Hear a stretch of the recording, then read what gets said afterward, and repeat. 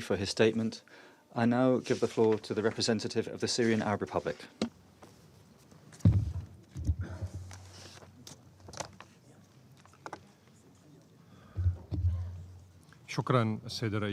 Thank you, Mr. President.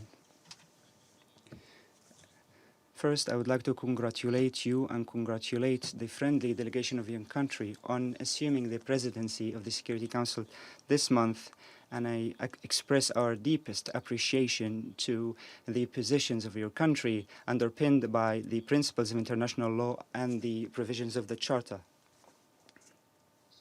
Mr. President,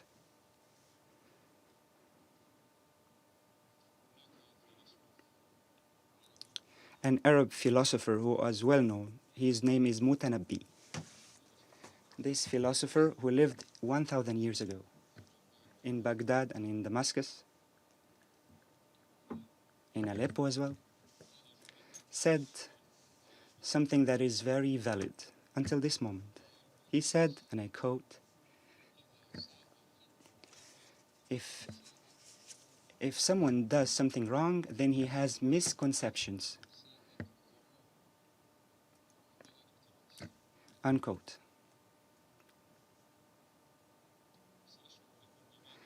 I'm going to explain why this saying is still valid.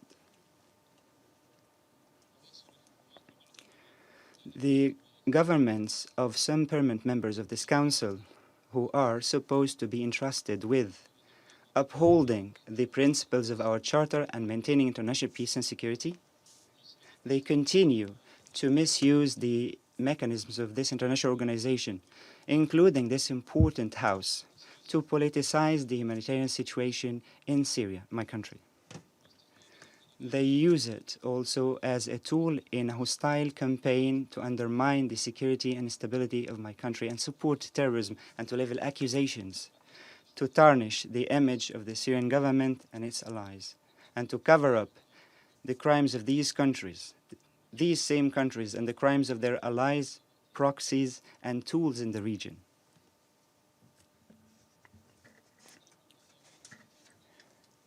Many realize that some parties have betted with money, effort, weapons, and diplomacy in the market of Syrian blood, in the terrorist Wall Street, in the caves of Idlib. I'm pleased to tell those investors that their bets are not going to win, and they will only bring them defeat.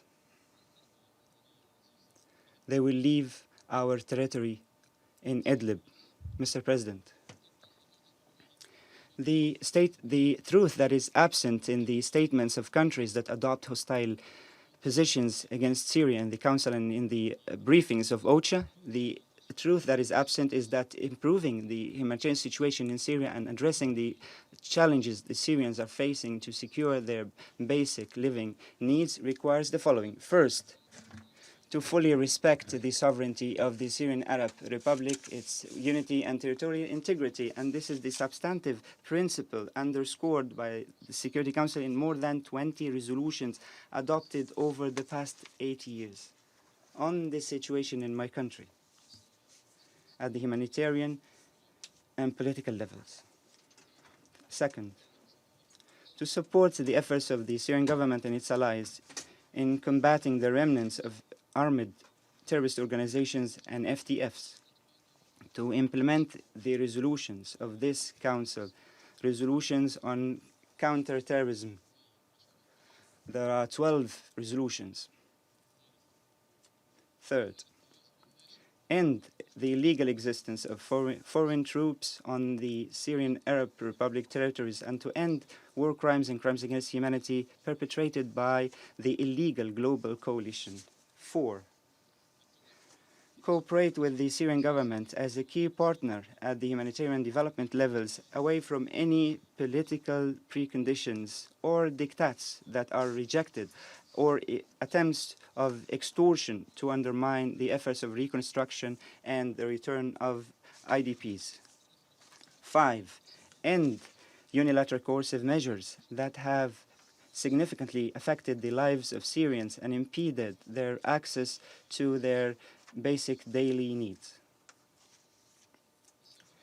Mr. President, honorable colleagues, the Syrian government spares no effort to lend support and secure basic needs to all its citizens wherever they are on Syrian territories. The government also supports and facilitates the efforts of the United Nations and its humanitarian partners in accordance with the guidelines included in the General Assembly Resolution 46/182.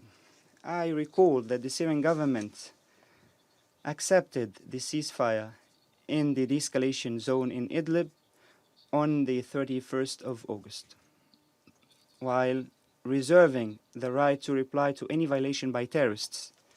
And my government coordinated with the friendly Russian side to open a second humanitarian corridor in Abu Dur in Idlib in addition to the first humanitarian crossing that was previously opened in the city of Suran to enable civilians to leave the areas where armed terrorist groups exist.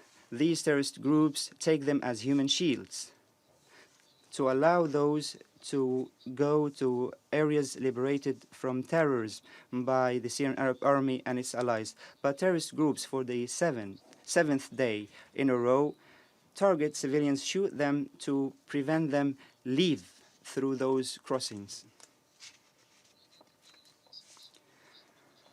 Syrian-Russian coordination culminated in the extraction of 29,000 civilians who were held in the Rukban camp and securing temporary shelters to receive them. And the Syrian government has recently facilitated an assessment mission by the United Nations and the Syrian Red Crescent, as well as an assistant convoy to the camp in the occupied Tanf area, occupied by the U.S. troops, and the Maghawir al-Thawra group, the revolution commandos.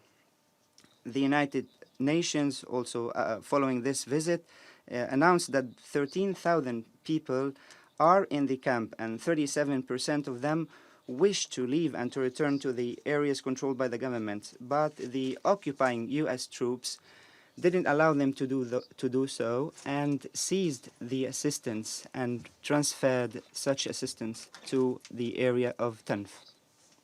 The Syrian government continues to cooperation with humanitarian partners to address the situation in the camp of Hol, and the ICRC approved a mobile field hospital to enter the camp with 100 people of technicians and medical personnel, in addition to rendering assistance to those in need in the camp and in the surrounding areas. We underscore the responsibility of countries concerned to withdraw their terrorists and their families from the camp without delay. These points are a few examples that demonstrate the significant efforts by Syria at the humanitarian level. These are not questionable.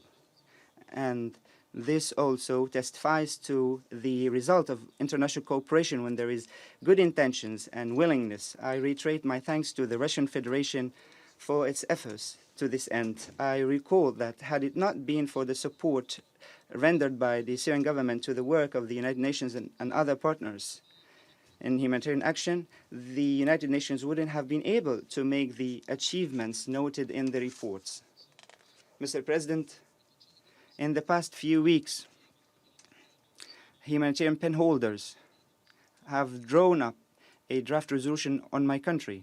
It's a draft resolution that has nothing to do with its announced objectives. We reject it categorically for many reasons, including: 1, there was no consultation and sincere coordination with the key party concerned, the Syrian Arab Republic.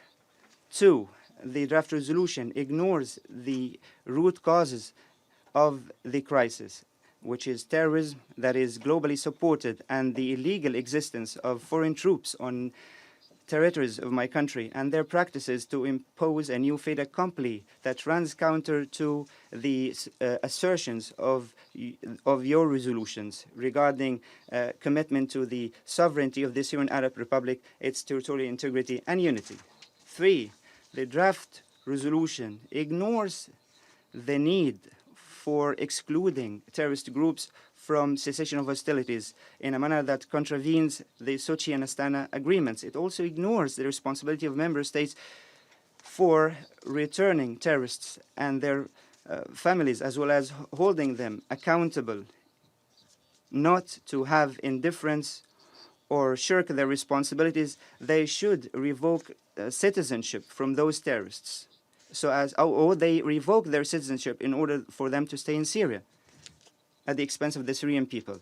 The countries that submitted the draft resolution were hasting in being belligerent against the Syrian Arab Republic and to engage in efforts to undermine the security and stability of the region to serve the interests of Israel. They have joined the illegal global coalition. They have stained their history of relation with the Syrian people. They have practiced economic terrorism against Syria through imposing unilateral coercive measures.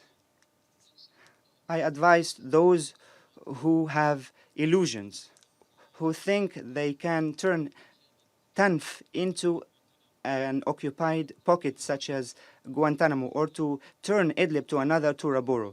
They should stop these illusions. Therefore, Mr. President, my delegation invites you to vote against the draft resolution submitted by the humanitarian penholders. I thank you. I thank the representative of the Syrian Arab Republic